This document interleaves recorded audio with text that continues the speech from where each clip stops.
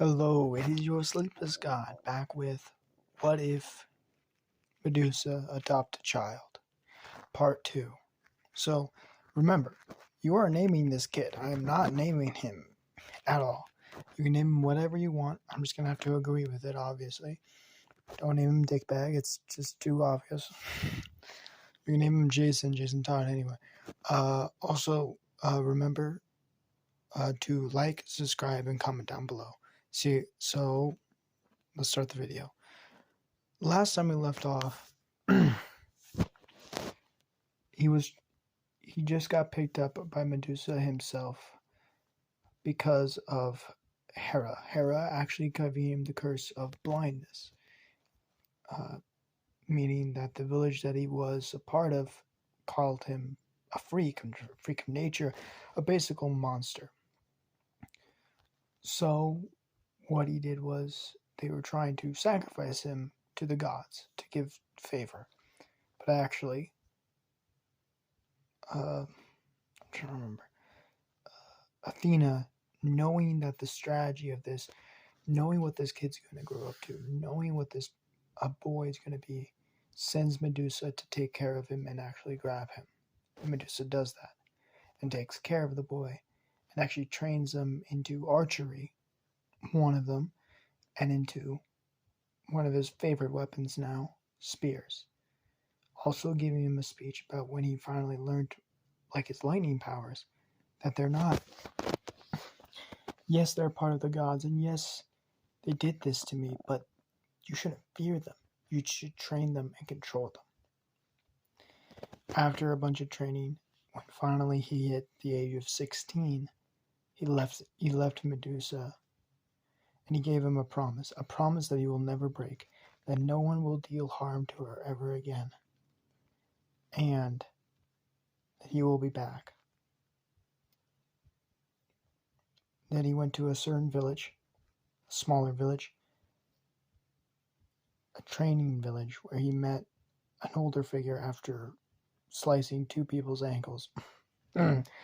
Breaking ankles. A man already break an ankle. Who said he's going to train him, but it's going to be hard. And he stated that I was trained by monsters. Nothing can be harder than that. Now let's start the what if. Things were harder than that. I will explain. The thing is that he's not just learning physically, because what he's learning is very difficult, and we'll go into that, but he's also learning spiritually. He's opening up his mind and his body. After explaining that, yes, I am blind,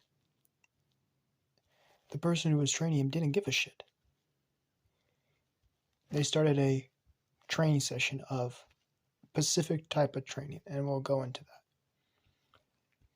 that. The training that he's doing is visualization training. And what I mean by that is he is matching people's movements perfectly. He's using his senses, because they're so much heightened than other people, to feel the air current, the muscles, the tension, knowing when he's going to move before he even moves, knowing what he's going to do before he even does it. The first things first is that he learns it with a sword, mastering with his master, combat. He has to learn every muscle group. He has to learn every body tension, the speed up of the heart, the eye movements, everything, to catch his master. He's sorry, my voice is really raw right now for some reason. He's getting to the point where he knows the movement before he even does it. But he also is learning meditation, learning to control the mind, making himself calm even in a stressful situation. Even when your heart is pumping rapidly, it feels like you're in danger, you need to calm and stay emotionless.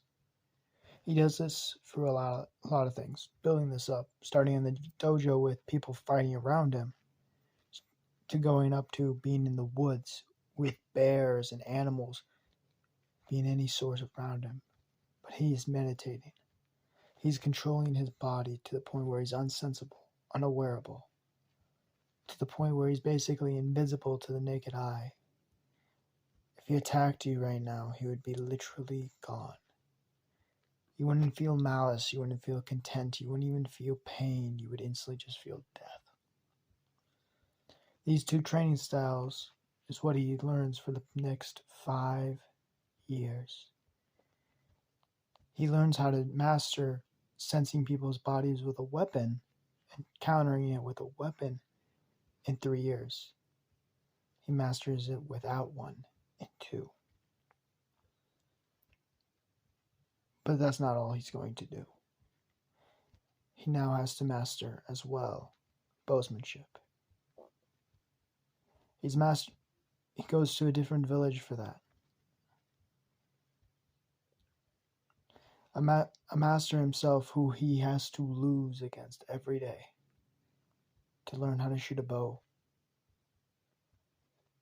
He gets to the point where he can shoot 100 feet, 200 feet, 300 feet, 400 feet to 500 feet accurately, and shoot multiple shots at one.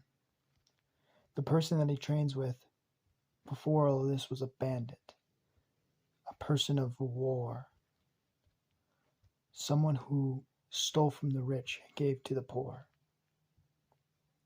We know him as Robin Hood, the first Robin Hood. As legends passed down this story, more Robin Hood became. This one was fighting a war. The next one will be fighting worse. But he learned how to use bowmanship as a craft, as well as stealth, his body movement. He learned how to move the air and moved his body in such a way where it's almost impossible to see him. As well as he learned how to move his own, move other objects as well. Move a desk where it looks a little bit out of place, but it actually isn't. Or move something back into place without forgetting what the placement was. Everything he learned, he used. How to quick shot, putting multiple arrows in your hand, or how to long shot. How to trick shot, how to move somewhere without being moved. Looking at something backwards, but changing your eyes to look like it's normal. Control your breath so it doesn't affect the shot. Slow down your heartbeat to the point where nothing changes. And feel what the curvature of the earth and how fast it's spinning is to affect the shot itself.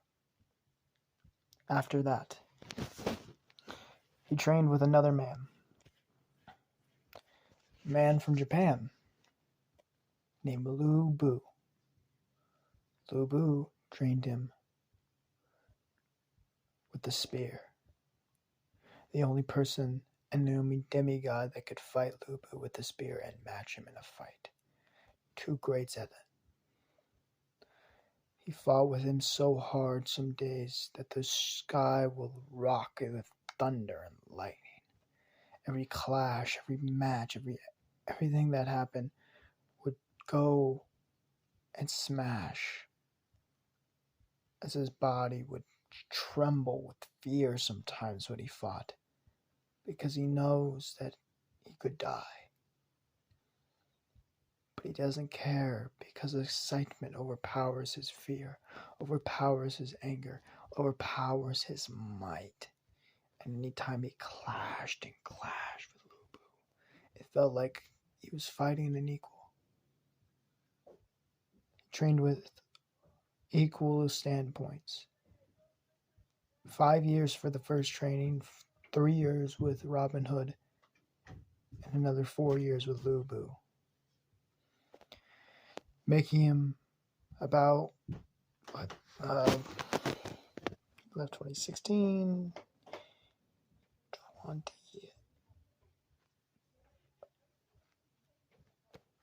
28 years old when he finally finished all of his training. Scars across his body, but also an understanding.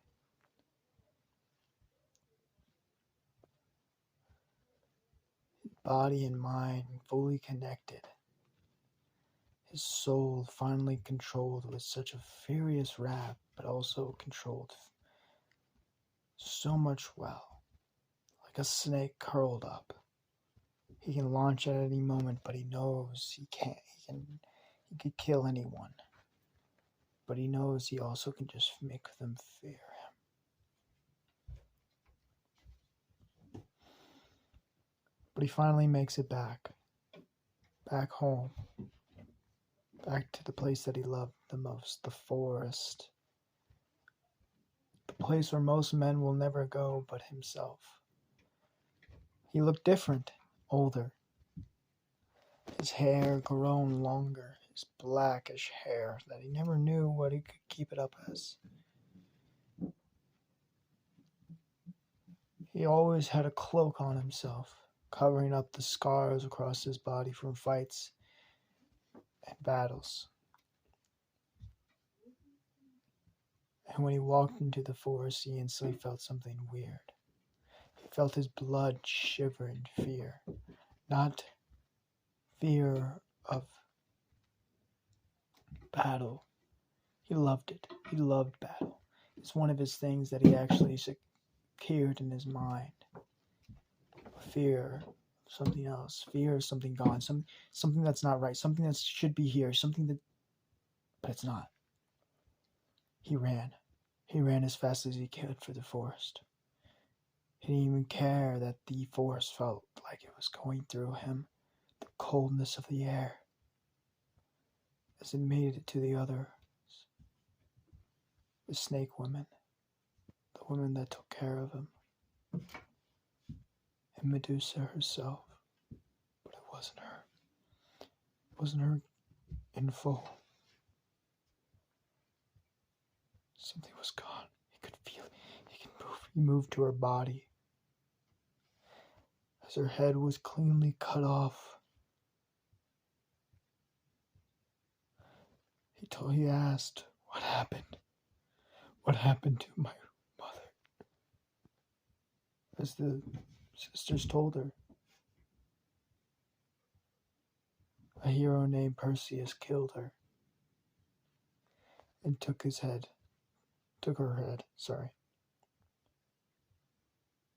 as a gift. As he rages, the forest shook with fear. A gift to who? He never said.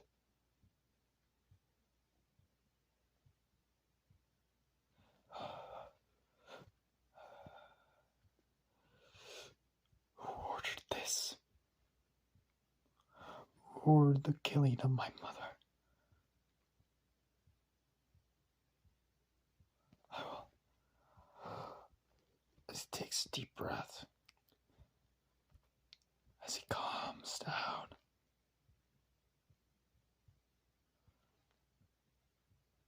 he grabs Medusa's hand, holding it tight. He grabs the body and walks to their favorite area to play. The area that he loved when he was a kid and knew that was the place that he was going to bury her when she died. But he never expected it to be this early and never expected it to be this late.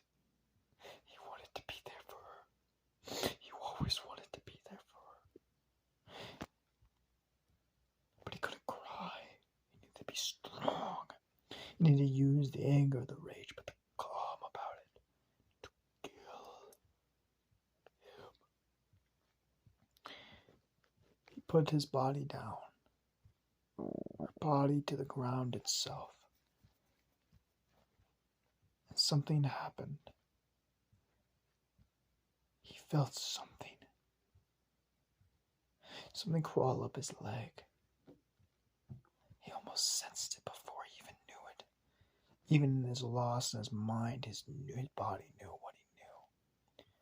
Something small, scaly. He knew this. It was a snake. As the snake whispered in his ear the location of Perseus. If you don't know, when Perseus was delivering the head, he took a break.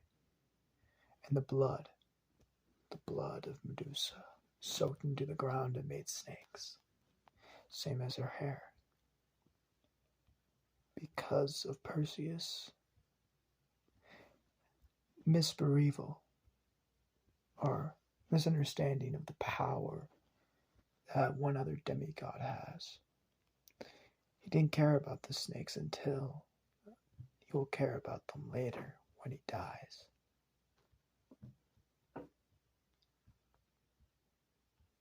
Because when the kid walks up to the island where his mother lays, he can sense the ore there, even if it was gone before, even if it was delivered. He can sense the blood of his mother. You can even taste it in the air.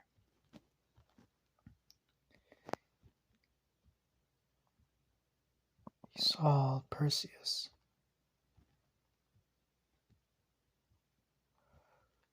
with winged shoes, a shield and a sword,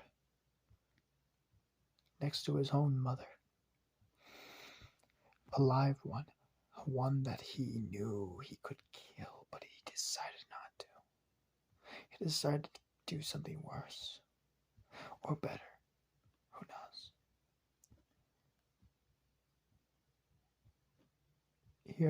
The person that ordered or asked Perseus to kill Medusa has already been dead and dealt with. All he has to do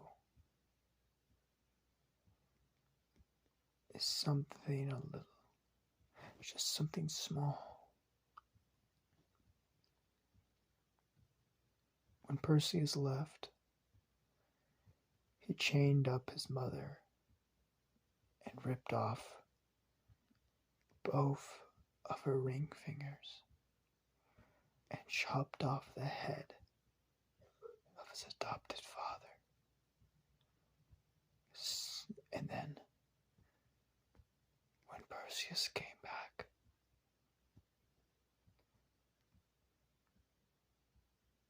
he was still there, sitting in a chair right next to his dead father's head.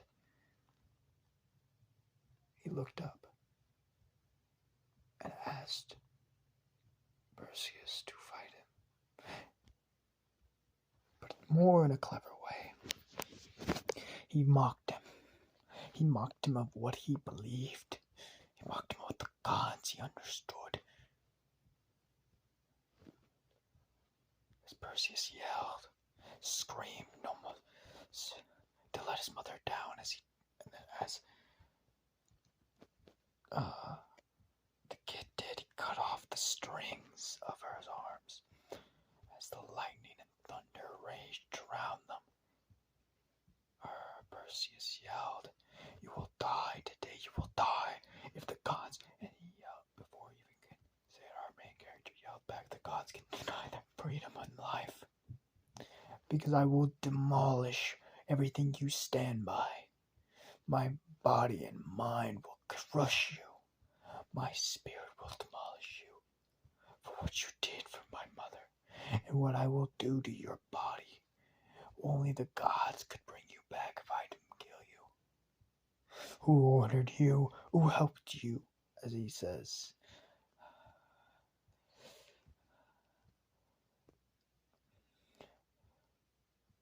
"Zeus's wife ordered me to kill you and helps me do it. Easily, actually. Because I'm strong. I am just better than you." As he smiles and says, "Well, we will just see then who is the true, strongest demigod." As this is where we're going to end it here. Just remember, you guys are naming the character. I am not naming this character. You have to decide him. But I hope you guys liked the video, and I'll see you guys next time. Goodbye.